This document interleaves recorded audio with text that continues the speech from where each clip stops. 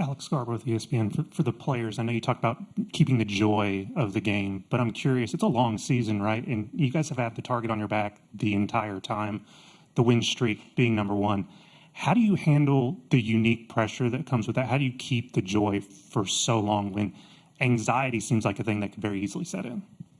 Well, the only way that you can have a joy that doesn't fade away is from the Lord. And any other type of joy is actually happiness that comes from circumstances and outcomes. I think Coach has said this before, but joy from the Lord is really the only thing that can keep you motivated, just in a good mindset, no matter the outcomes. Thankfully, we've had a lot of success this year, but if it was the other way around, joy from the Lord is the only thing that can keep you embracing those memories, moments, friendships, and all of that. So that's really the only answer to that, because there's no other way that softball can bring you that, because of how much failure comes in it and just how much of a roller coaster the game can be.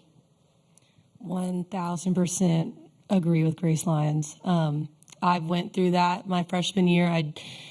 I was so happy to win the college. I've talked about this before, but I was just so happy that we won the College World Series, but I didn't feel joy. I didn't know what to do the next day. I didn't know what to do for that following week. I didn't feel filled, and I had to find Christ in that. And I think that is what makes our team so strong, is that we're not afraid to lose, because if it's not the end of the world if we do lose. Yes, obviously we've worked our butts off to be here and we want to win, but it's not the end of the world because our life is in Christ, and that's all that matters.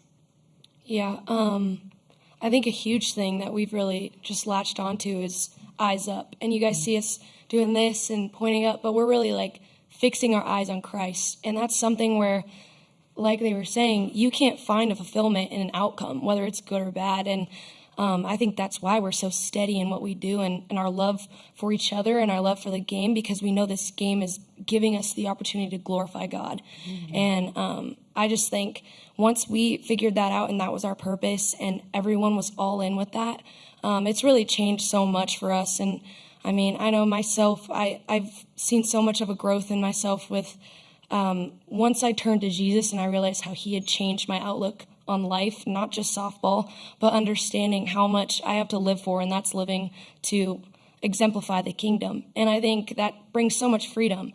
And I'm sure everyone's story is similar, but we all have those great testimonies that have really shown how awesome it is to play for something bigger. And I think that's just what brings me so much joy. And no matter the outcome, whether we get a trophy in the end or not, this isn't our home. And I think that's what's amazing about it, is we have so much more. We have an eternity of joy with our Father, and I'm so excited about that. And yes, I live in the moment, but I know this isn't my home, and no matter what, my sisters in Christ will be there with me in the end, when we're with our King. So